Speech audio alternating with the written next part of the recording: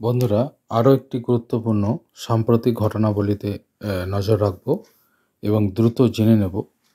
Smiling বুদ্ধর অন্যতম রূপকার প্রয়াত হলেন ভারতের পারমাণবিক শক্তি পরীক্ষার অগ্রণী বিজ্ঞানী রাজাগোপাল চিদম্বরম।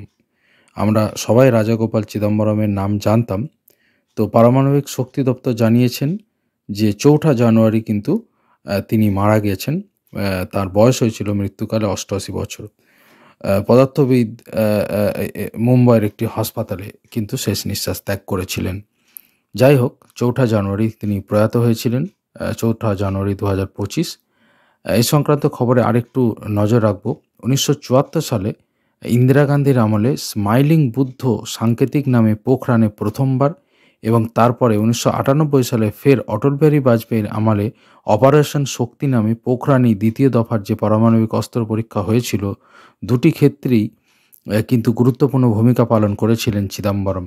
দ্বিতীয়বারের পরীক্ষাটির সময় পারমাণবিক শক্তি কমিশনের চেয়ারম্যান ছিলেন তিনি। এপিজে আব্দুল কালামের পরে 2002 থেকে 2008 সাল পর্যন্ত চেন্নাইয়ের প্রেসিডেন্সি কলেজ ও বেঙ্গালুরু ইন্ডিয়ান ইনস্টিটিউট অফ সায়েন্সের এই প্রাক্তনী ছিলেন ভারত সরকারের প্রধান বিজ্ঞান উপদেষ্টা। সক্রিয় ছিলেন ভারত আমেরিকা অসামরিক পরমাণু চুক্তির নেপথ্যেও। পরমাণু গবেষণায় অবদানের জন্য 1975 সালে পদ্মশ্রী এবং 1999 সালে কিন্তু পদ্মবিভূষণ সম্মান পান তিনি। তার মৃত্যুতে অর্থাৎ রাজাগোপাল চিদম্বরমের মৃত্যুতে কিন্তু শোক প্রকাশ করেছেন বর্তমান মাননীয় প্রধানমন্ত্রী নরেন্দ্র মোদী। তো যাই হোক, প্রধানমন্ত্রী শোক প্রকাশ করে লিখেছেন, রাজাগোপাল চিদম্বরমকে কৃতজ্ঞতার সঙ্গে চিরকাল স্মরণ করবেন দেশের প্রতিটি নাগরিক। তার কাজ আগামী প্রজন্মকে উদ্বুদ্ধ করবে, এটা কিন্তু প্রধানমন্ত্রী তার কিন্তু এক্স হ্যান্ডেলে কিন্তু তিনি লিখেছেন।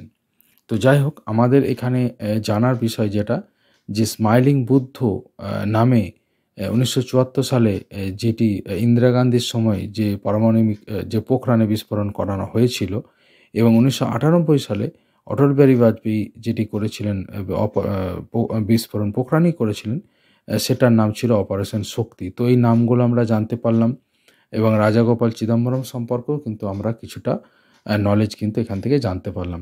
তো এই ভিডিওটা অত্যন্ত গুরুত্বপূর্ণ আমি মনে করলাম, খবরটা অত্যন্ত গুরুত্বপূর্ণ মনে করলাম। অবশ্যই ভিডিওটাও হয়তো গুরুত্বপূর্ণ আপনাদের জন্য।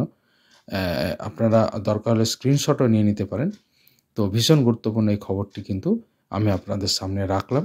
আশা করি সাম্প্রতিক ঘটনাবলী হিসাবে এটি অত্যন্ত গুরুত্বপূর্ণ এবং আগামী পরীক্ষার জন্য কিন্তু এগুলি কিন্তু তথ্যগুলি অত্যন্ত গুরুত্বপূর্ণ।